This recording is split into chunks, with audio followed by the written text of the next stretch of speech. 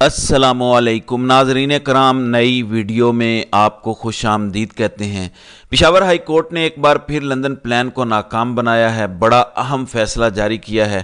8 فروری کے بعد عدالتوں کا رویہ تبدیل ہوا ہے، خاص طور پر پاکستان تحریک انصاف کے حوالے سے، یعنی 8 فروری سے پہلے تحریک انصاف کے حوالے سے جو عدالتوں کا رویہ تھا، شاید اب وہ رویہ نہ ہو۔ جس طریقے سے تحریک انصاف کے کیسز میں لمبی تاریخیں ڈالی جا رہی تھی، تحریک انصاف کو عدالتوں سے ریلیف نہیں مل رہا تھا، عوامی مینڈیٹ ملنے کے بعد یہ پورا رویہ تبدیل ہو چکا ہے۔ میں بار بار یہ گزارش کر رہا تھا کہ تحریک انصاف کی وہ تمام تر سیٹیں جو رات کے اندھیرے میں چھینی گئیں، ہر صورت وہ سیٹیں واپس دینا پڑیں گی۔ یہ ناممکن بات ہے کہ تحریک انصاف کو ان کا مینڈیٹ نہ ملے۔ آج 7 مارچ ہے، پشاور ہائی کورٹ سے تحریک انصاف کی تمام تر سیٹیں واپس ملنے کے حوالے سے، خاص طور پر مخصوص نشستوں کے حوالے سے ایک بڑا فیصلہ آیا ہے۔ تحریک انصاف کی پہلی بڑی کامیابی پشاور ہائی کورٹ سے ہوئی ہے۔ تفصیلات میں آپ کو بتا دیتا ہوں۔ ناظرین کرام، تحریک انصاف سے ان کا انتخابی نشان بلہ چھینا گیا صرف اس وجہ سے کہ تحریک انصاف کو مخصوص نشستیں نہ مل سکیں۔ تحریک انصاف کے تمام تر امیدواران آزاد حیثیت میں الیکشن لڑیں تاکہ تحریک انصاف کے قومی اسمبلی میں نمبرز قومی اسمبلی میں نون لیگ اور پیپلز پارٹی سے زیادہ نہ ہو سکیں۔ اسی وجہ سے تحریک انصاف سے ان کا انتخابی نشان چھینا گیا، تمام تر امیدواران کو آزاد حیثیت میں الیکشن لڑوایا گیا۔ پھر تحریک انصاف نے جب سنی اتحاد کونسل سے الائنس کیا تو سنی اتحاد کونسل کو بھی مخصوص نشستیں نہیں دی گئیں۔ سنی اتحاد کونسل الیکشن کمیشن کے پاس گیا، الیکشن کمیشن نے سنی اتحاد کونسل کو ان کی مخصوص نشستیں نہیں دیں۔ جب یہ فیصلہ الیکشن کمیشن کی جانب سے آیا، اس کے بعد تحریک انصاف کے وکلاء نے پشاور ہائی کورٹ سے رابطہ کیا۔ میں نے 2 دن پہلے بھی ایک ویڈیو بنائی تھی اور آپ کو بتایا تھا کہ ہر صورت تحریک انصاف کو ان کی مخصوص نشستیں، تحریک انصاف سے چھینا گیا مینڈیٹ ان کو واپس ملے گا۔ پھر جس قسم کا بلنڈر اب فارم 45 کے اندر مارا گیا، یعنی جو الیکشن کمیشن آف پاکستان نے 2 دن پہلے فارم 45 اپلوڈ کیا جس میں ہینڈ ریٹن مسٹیکس ہیں، یعنی جہاں پر 378 ہے اس کو 1378 کیا گیا، جہاں پر 1 لکھا ہے اس کو 9 بنایا گیا، یعنی سب کو پتہ چل رہا ہے کہ جان بوجھ کر فارم 45 میں تبدیلیاں کی گئی، لہٰذا عدالتوں میں جا کر تحریک انصاف کے حق میں فیصلے آ جائیں گے۔ اور آج پہلا فیصلہ تحریک انصاف کے حق میں آ چکا ہے۔ اسپیکر قومی اسمبلی ایاز صادق کو 13 مارچ تک مخصوص نشستوں پر جیتنے والے ارکان قومی اسمبلی سے حلف لینے سے پشاور ہائی کورٹ نے روک دیا ہے۔ یہ ایک بڑا فیصلہ ہے۔ یہ کیسے تحریک انصاف کو ان کی تمام تر سیٹیں واپس دلوائے گا، یہ میں آپ کو بتا دیتا ہوں، لیکن آپ کو پہلے یہ بتا دوں کہ تحریک انصاف کے وکلاء نے درخواست دائر کی تھی پشاور ہائی کورٹ کے اندر الیکشن کمیشن نے جو فیصلہ دیا تھا اس کے خلاف۔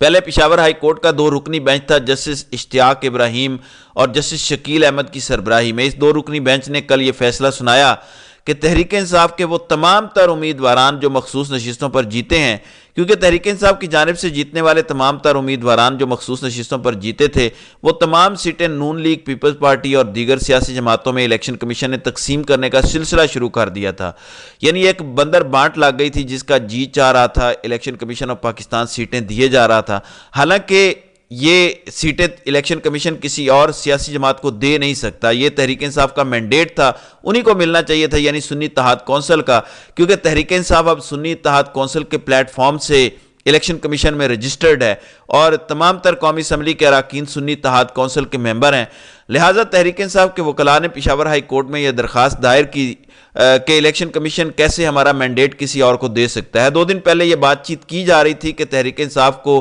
سپریم کورٹ آف پاکستان میں جانا چاہیے تھا۔ کئی لوگ یہ بات کر رہے تھے، کئی قانونی ماہرین یہ بات کر رہے تھے کہ تحریک انصاف پہلے پشاور ہائی کورٹ نہیں سپریم کورٹ میں جاتا۔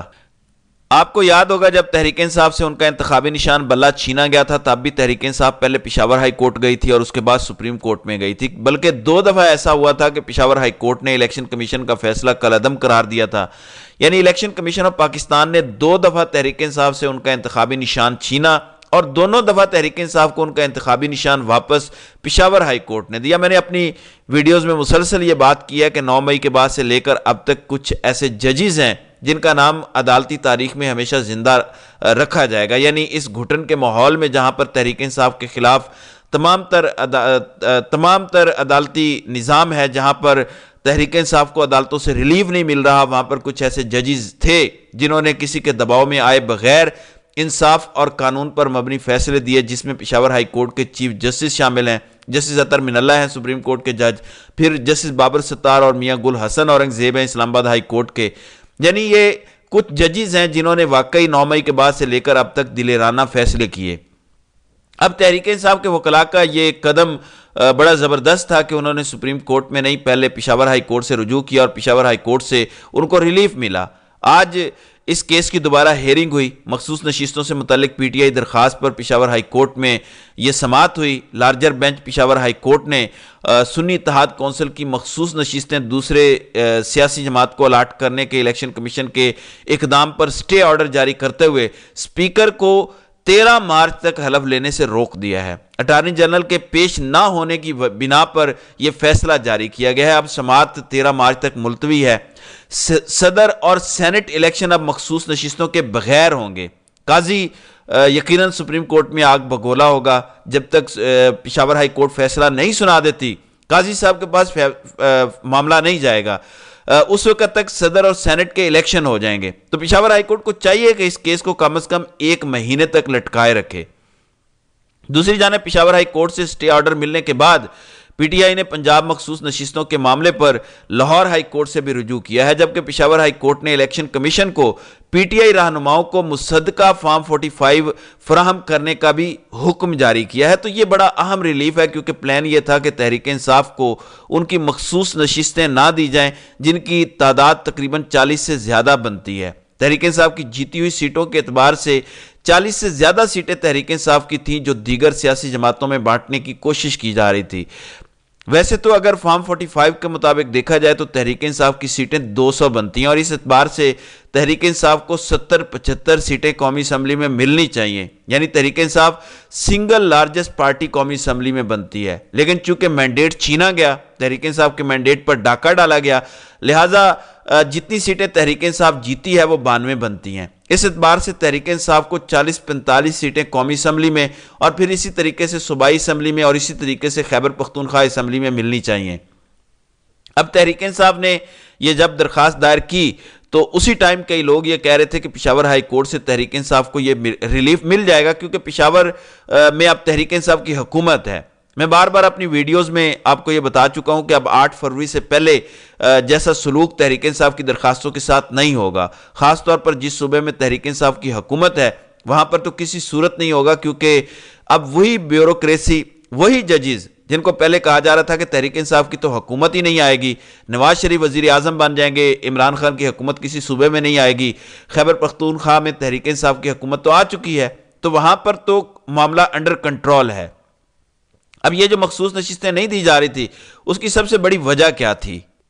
ناظرین اکرام، اس کی سب سے بڑی وجہ یہ تھی کہ اگر تحریک انصاف کو مخصوص نشستیں نہیں ملتی تو نون لیگ اور پیپلز پارٹی کی اس ٹائم جو وفاق میں حکومت ہے وہ 2/3 اکثریت کو کراس کر جائے گی. لہٰذا اگر آئین میں کوئی ترمیم کرنی ہے، کوئی قانون سازی کرنی ہے تو اس میں تحریک انصاف کی ضرورت نہیں ہے. نون لیگ اور پیپلز پارٹی کے اپنے اتنے نمبر ہو جائیں گے کہ وہ کسی بھی قسم کی ترامیم کر سکتے ہیں.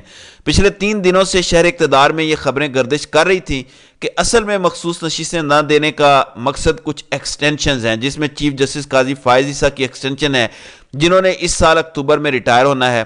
وہ اس وقت چیف جسٹس آف پاکستان ہیں. ان کو اگر ایکسٹینشن دینی ہے، یعنی اگر چیف جسٹس آف پاکستان کی ایکسٹینشن قومی اسمبلی سے منظور کروانی ہے تو اس کے لیے آئین میں ترمیم کرنی پڑے گی. اب آئین میں ترمیم کم از کم 224 اراکین ہوں گے نون لیگ اور پیپلز پارٹی کے پاس، یعنی حکومتی اتحاد کے پاس، تبھی آئین میں ترمیم ہو سکتی ہے. اس کے لیے اس کے بغیر آئین میں ترمیم نہیں ہو سکتی. اگر وہ تمام مخصوص نشستیں جو اس ٹائم تحریک انصاف کی بنتی ہیں وہ پیپلز پارٹی اور نون لیگ میں تقسیم نہ کی جائیں تو چیف جسٹس کی ایکسٹینشن رک جائے گی، اور ایک مخصوص ایکسٹینشن اگلے سال نومبر میں بھی ہونی ہے، وہ بھی رک جائے گی. لہٰذا تحریک انصاف کو وہ سیٹیں مل جائیں گی، لہٰذا آئین میں ترمیم نہیں ہو سکتی. اب آپ اندازہ کر لیجئے کہ اس چھوٹے سے معاملے کے ذریعے کتنی بڑی گیم آگے جا کر بنے گی. یعنی شہباز شریف کی حکومت کا پورا پلان کہ یہ ایکسٹینشنز کریں گے آئین میں ترامیم کر کے اور تحریک انصاف کو ان کی مخصوص نشستیں نہیں دی جائیں گی.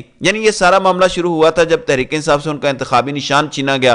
اسی ٹائم یہ پلان کر لیا گیا تھا کہ تحریک انصاف کے تمام امیدواران آزاد حیثیت میں الیکشن لڑیں گے، لہٰذا ان کو مخصوص نشستیں نہیں دی جائیں گی. جب مخصوص نشستیں ان کو نہیں ملیں گی تو ان کا حق تمام دیگر سیاسی جماعتوں میں بانٹ دیا جائے گا. تو تحریک انصاف کی مخصوص نشستیں نکال کر نون لیگ اور پیپلز پارٹی کی سیٹیں زیادہ ہوں گی اور آئین میں امینڈمنٹ بڑے آرام سے ہو جائے گی. لیکن سپریم کورٹ جانے سے پہلے تحریک انصاف کے وکلاء پشاور ہائی کورٹ گئے اور وہاں سے یہ فیصلہ لیا.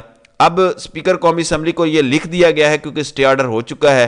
آج الیکشن کمیشن کی جانب سے اٹارنی جنرل پیش نہیں ہوئے، علی ظفر موجود تھے. اب 13 مارچ تک یہ معاملہ رک گیا ہے جبکہ صدر کا انتخاب 10 مارچ کو ہے.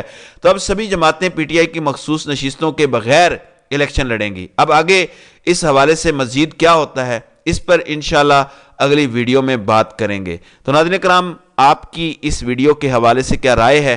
آپ اپنی رائے کا اظہار کامنٹ سیکشن میں ضرور کیجئے گا.